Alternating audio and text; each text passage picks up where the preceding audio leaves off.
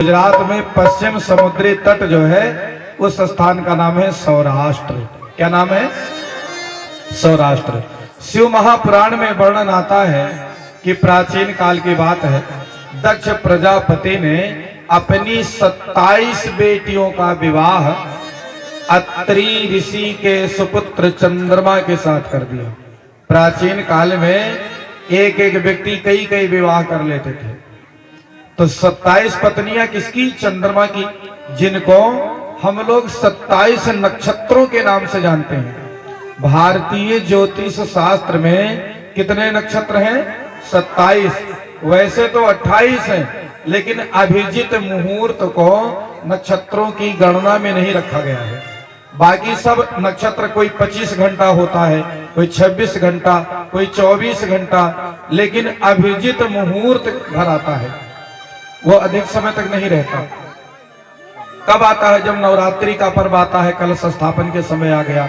कब आता है? रामनवमी आ गई तब आ गया। कब आता है? श्री कृष्ण जन्माष्टमी में आ गया। तो इस प्रकार अभिजित मुहूर्त कुछ समय के लिए आता है। बाकी जो 27 नक्षत्रों का सर्किल है, जो चक्र है, वो चलता रहता है। तो वो 27 नक्षत्र कौन है? उनकी अधिष्ठात्री है दक्ष की 27 बेटियां। 60 में 27 जो है वो नक्षत्रों के नाम पर है। उनमें रोहिणी एक ऐसी है, ध्यान दीजिए, बहुत गंभीर विषय है। रोहिणी नाम की जो चंद्रमा की पत्नी है, चंद्रमा का आकर्षण उसकी ओर अधिक है।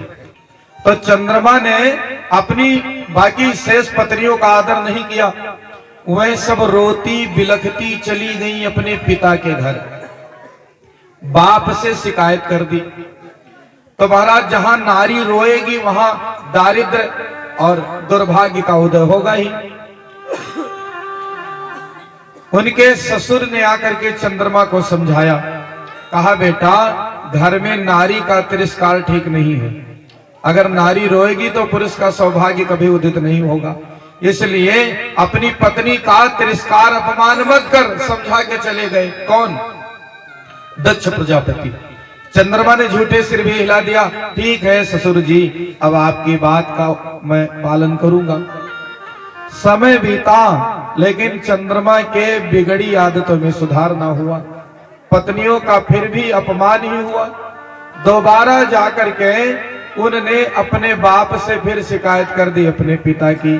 तब दक्ष को क्रोध आ गया। वे कहते हैं, अरे चंद्रमा, तुझे अपनी सुंदरता पर इतना गुमान है तो जा, तुझे मैं श्राप देता हूं कि तू कोढ़ी हो जा, सारी सुंदरता नष्ट हो जाए। जिस सुंदरता के बारे में तो इतना भटकता है, अभिमान के फिरता है। श्राप दिया। तपस्वी तो थे ही, चंद्रमा के पूरे देह में कोढ़ हो गया। पीप, मवाद और अपार दर्द, पीड़ा सही ही ना पाए। अब चंद्रमा मलिन हो जाए तो क्या होगा जगत का? प्राचीन काल में सृष्टि के आरंभ में ये उजेर पाख और अंधेर पाख नहीं होता था। होता भी था तो चंद्रमा पूरा रोज रहता था। कितना? जितना पूर्णिमा में चांद रहता है उतना हर रोज। अब चंद्रमा की कांति खत्म तो त्रिलोकी में हाहाकार। देवता सब भागे भागे गए भोलेनाथ के पास, फिर भागे ब्रह्मा जी के पास। ब्रह्मा जी, कोई उपचार बताओ, कोढ़ की कोई औषधि। अगर चंद्रमा ठीक ना हुआ, कांतिहीन हो गया, तो रात को कौन प्रकाशित करेगा? ब्रह्मा जी ने कहा, देखो, उसने नारी का तिरस्कार किया है और नारी का आह आदमी को खा लेता है, इसलिए संभव नहीं है कि उसकी हालत में सुधार हो। एक उपाय है। क्या? वह है कि चंद्रमा यदि पश्चिम समुद्र के तट पर जा करके महामृत्युंजय मंत्र का जाप और पार्थिव पूजन करे तो अवश्य उसके रोगों में छुटकारा मिलेगा। तो चंद्रमा रोहिणी के साथ पहुंच गया पश्चिम समुद्र के तट पर। पार्थिव निर्माण किया है बालू का रेत लेकर के, और वही रुद्राभिषेक किया है। महामृत्युंजय मंत्र का 1.25 लाख अनुष्ठान किया है। महामृत्युंजय मंत्र में इतनी शक्ति है भैया कि आप अपनी मोटरसाइकिल पर बैठो, 5 बार महामृत्युंजय मंत्र बोल के तब चाबी लगाओ। जीवन में एक्सीडेंट हो नहीं सकता उस व्यक्ति का। अगर घर से पैदल निकलो, साइकिल से निकलो, मोटर कार से निकलो, लेकिन अपनी किसी भी यात्रा को प्रारंभ करो तो 5 बार महामृत्युंजय मंत्र बोल करके अवश्य निकलिए। आप उसका बहुत प्रचंड प्रभाव देखेंगे। शायद कुछ लोगों के मन में ये बात चल रही हो कि अरे महाराज, होनी कौन टाल सकता है। हाँ, होनी को देव नहीं टाल सकते, लेकिन महादेव टाल सकते हैं। अगर किसी को सुप्रीम कोर्ट ने फांसी की सजा दे दी हो तो कौन टाल सकता है? बोलो भाई। राष्ट्रपति चाहे तो सुप्रीम कोर्ट के फैसले को भी काट सकता है, अधिकार है उसे। तो परमात्मा राष्ट्रपति के भी विश्वपति हैं। इसलिए महादेव से निराला यहाँ कोई नहीं। अगर मौत जैसा दंड होगा तो थोड़ा चोट खरोच पा करके ही छुटकारा पा जाएंगे। इसलिए अपनी स्वभाव में, अपने आदत में हम लोगों को इस नियम को लागू करना है कि घर से निकले तो 5 बार क्या बोले? महामृत्युंजय मंत्र सबको मालूम ही है। ओम त्र्यंबकम यजामहे सुगंधिम पुष्टिवर्धनम उर्वारुकमेव बंधनान् मृत्योर्मुक्षीमामृतात्। पर मंत्र शुद्ध होना चाहिए। ओम त्रयंबकम नहीं है। बहुत जने पढ़ते हैं ओम त्रयंबकम यजामहे। त्रयंबकम होता है जब त्रा पूरा होता है। संस्कृत का उच्चारण शुद्ध होना चाहिए। महामृत्युंजय मंत्र में त्रा आधा है ना, कि पूरा है? आधा। इसलिए त्रयंबकम नहीं, ओम त्र्यंबकम यजामहे ऐसे पढ़ना है। बच्चों को सिखाओ, हमारी माताएं बहनें याद करें, सब पढ़ें। भूयात सदा मंगलम। महामृत्युंजय मंत्र का 1.25 लाख अनुष्ठान किया।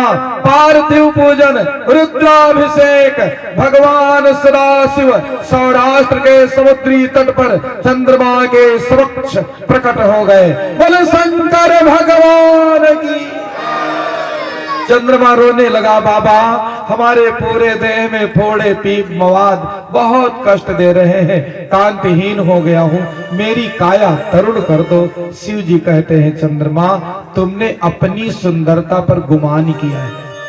इसलिए मेरे भाई बहन, ईश्वर से प्रार्थना करो, घर बढ़े, परिवार बढ़े, बल बढ़े, धन बढ़े, मान सम्मान बढ़े, लेकिन अभिमान ना बढ़े।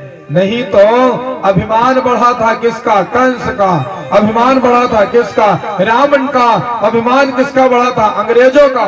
भारत में चिपके बैठे थे, कंस गया, रावण गया, चले गए अंग्रेज। जिसका जिसका अभिमान बढ़ा सबको टूटना पड़ा और दुर्दशा को प्राप्त होना पड़ा। इसलिए मेरी सबको प्रार्थना है कि जीवन में उदारता अधिक हो, विनम्रता हो, सरलता हो, सरसता हो, उतने ही हम आगे बढ़ेंगे। और जितने घमंड होगा उतने मिटते जाएंगे। तो भगवान शिव चंद्रमा से कह रहे हैं, तुझे स्वरूप का घमंड हो गया।